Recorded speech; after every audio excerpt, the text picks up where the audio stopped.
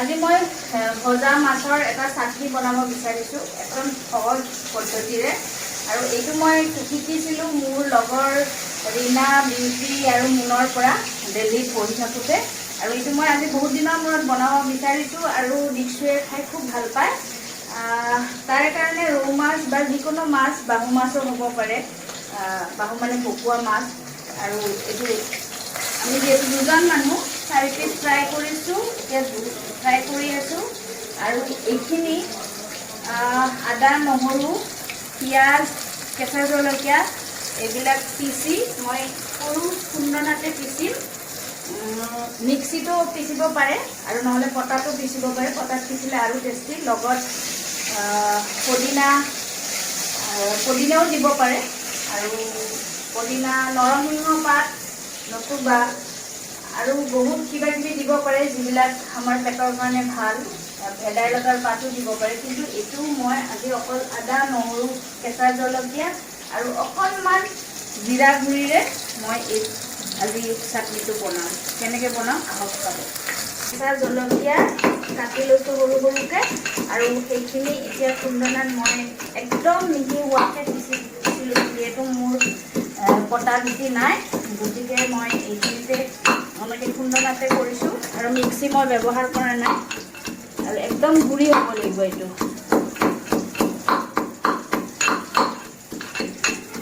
আৰু এইটো সঁচাকৈ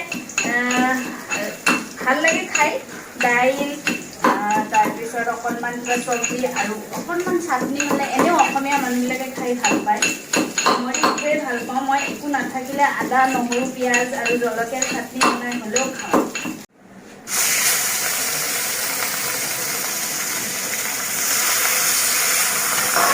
অলপ কমাই দিছোঁ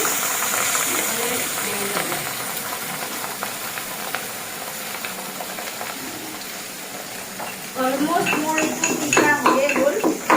একদম মিহি হৈ গৈছে পিঁয়াজবিলাকো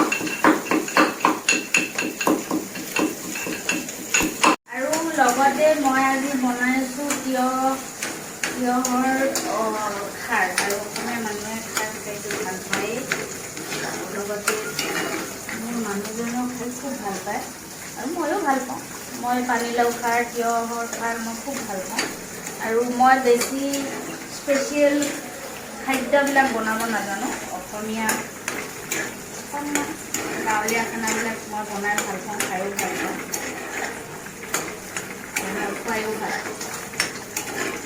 এয়া মই মাছখিনি কাঁইট গুচাই লৈছোঁ মাছখিনিৰ পৰা সৰু সৰু কাঁইটবিলাকো গুচাই লৈছোঁ এয়া আদা নহৰু পেষ্টটো খুন্দি থৈছিলোঁ যে ইয়াতে নিমখ আছে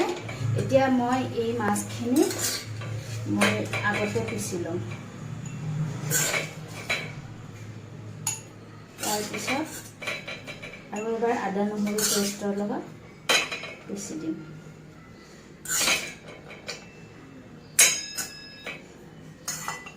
এইটো বহুত মাছ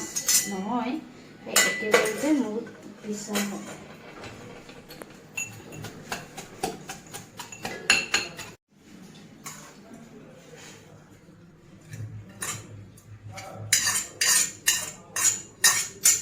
ইয়াতে মই এইখিনি নিমখো দি দিম আন্দাজ মতে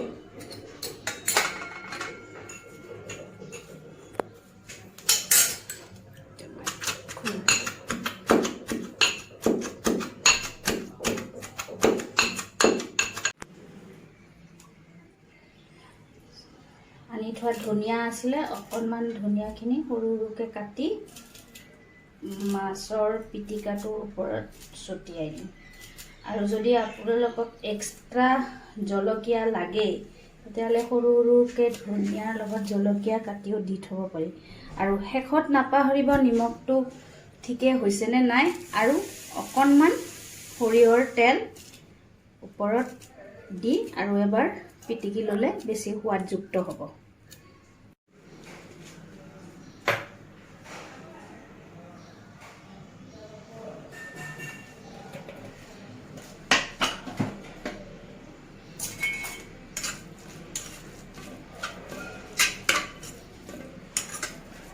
আমাৰ মাছৰ পিটিকা ৰেডি আমি এতিয়া দুপৰীয়া আহাৰৰ লগত